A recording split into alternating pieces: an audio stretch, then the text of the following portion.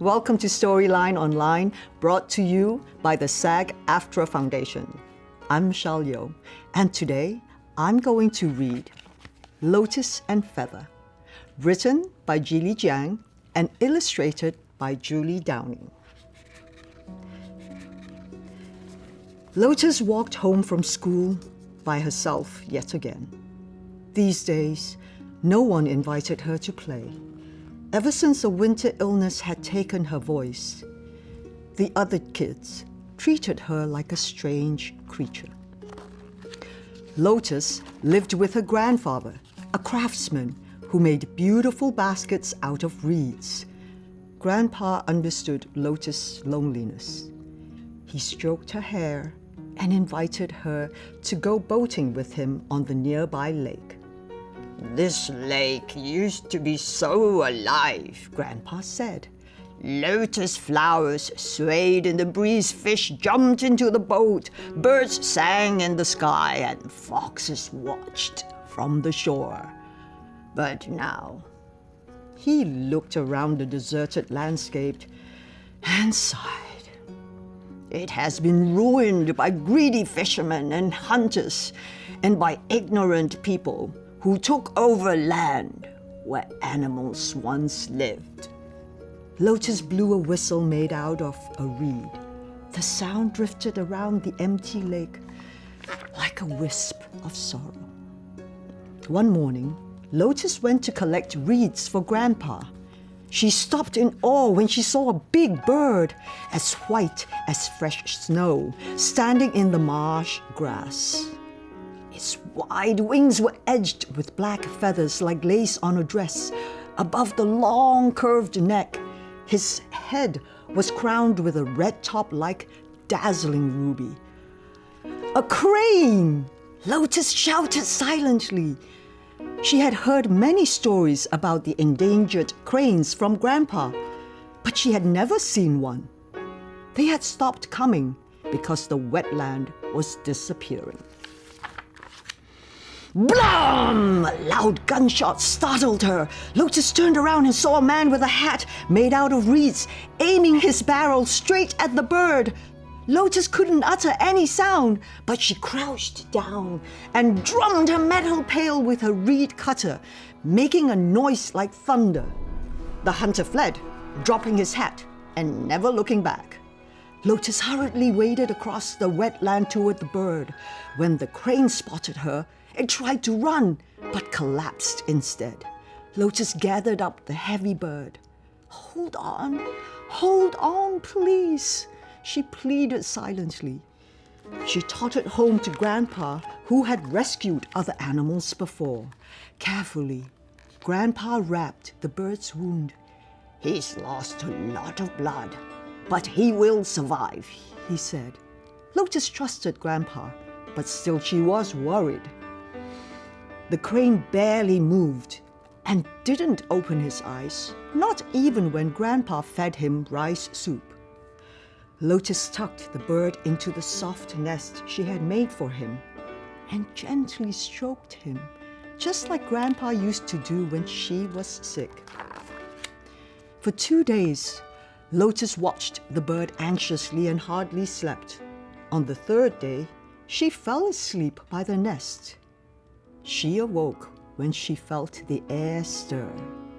The crane lifted his head for the first time and looked straight at her. Gingerly, Lotus put her small fingers on his head. The bird stretched his neck and rubbed her cheek gently. Lotus' heart pounded and tears sprang to her eyes. Feather was the name Lotus chose for her new friend. When she helped wash his wound, Feather stared at her. When she whistled with her reed, Feather rubbed her cheek with his head. Filled with happiness, Lotus searched the rocks and climbed trees to find food for him. At night, she often stroked him until he fell into sleep. One day, slowly and cautiously, Feather took his first step. Lotus jumped and swirled and hugged Grandpa blissfully. Soon, Feather was following Lotus everywhere.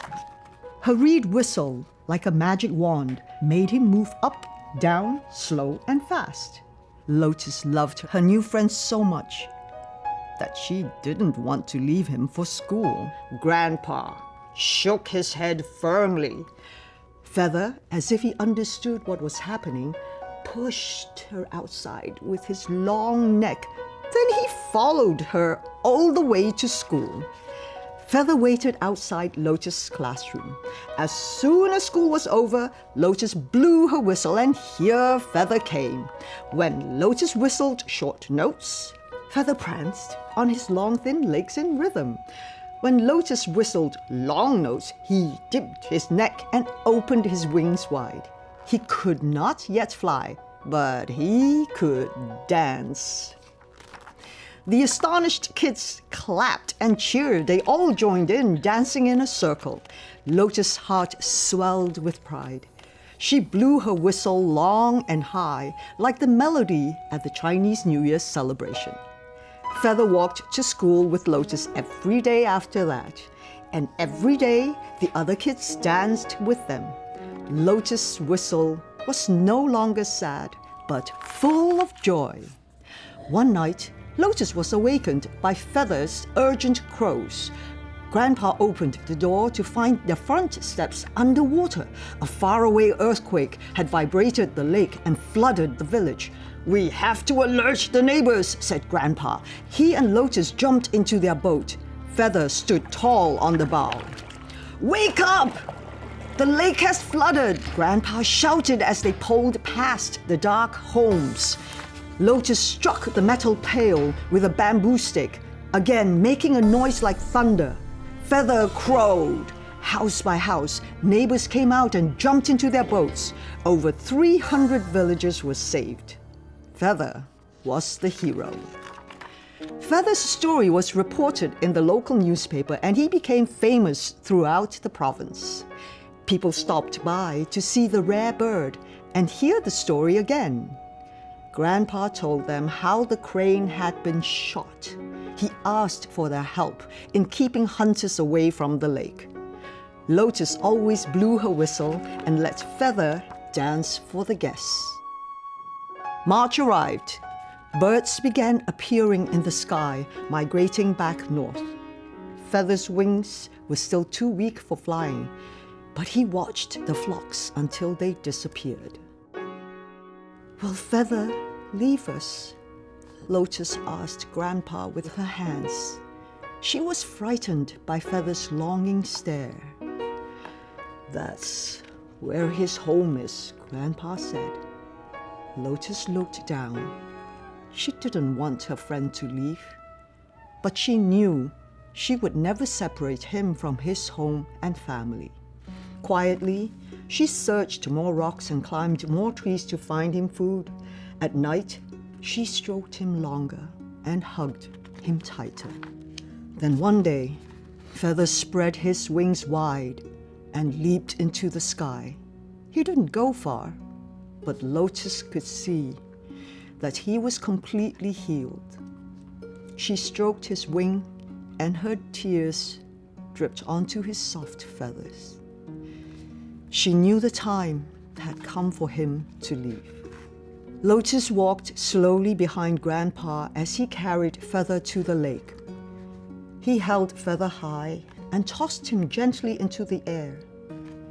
Feather flew up, circled a few times, but landed back at Lotus' feet. Grandpa tried again. Again, Feather returned. "He is waiting for you," Grandpa said, handing Feather to Lotus. Lotus buried her head in Feather's warm body for a long time. When she heard another flock of birds passing overhead, she hugged Feather one more time and then threw him into the sky. Feather hovered and circled, circled and hovered. Lotus waved goodbye, holding her tears back. With a long crow, Feather flapped his big wings and soared north, disappearing into the horizon. Lotus missed Feather. So did her schoolmates. When Lotus climbed up the hill that faced north, her friends followed. They sat around her and listened to her whistle. Her notes, filled with love and yearning, floated into the sky. They all believed Feather could hear them wherever he was. One early morning in autumn, Lotus heard a crow outside. She jumped off her bed, ran to the door, and pushed it open. Feather, as white as snow, stood on the doorstep. Behind him was a beautiful red-beaked female and a chick. Feather's family. Moving slowly so as not to frighten the birds, Lotus held out her hand. Feather stretched his neck over and rubbed her palm. Then Lotus heard a commotion. She looked up and gasped. She tugged on Grandpa's arm and they ran to the lake. The sky turned white as it was filled by hundreds of cranes. They were circling and diving, singing and dancing around them. Feather has brought his entire flock. Another miracle, Grandpa said. The lake will not be lonely this year. Lotus grinned. She twirled and pranced with Feather and his friends. Her whistle, accompanied by the birds singing, echoed far, far away in the golden sky. I think my favorite part of the book was when Lotus realized that she had to let Feather go back to join his family. And we always have to remember they are wild creatures and they deserve to be free, as we all do. So for me, for a young child to come to understanding with that was very special. Thank you for watching Storyline Online. Make sure to check out all of our stories. Keep watching and keep reading.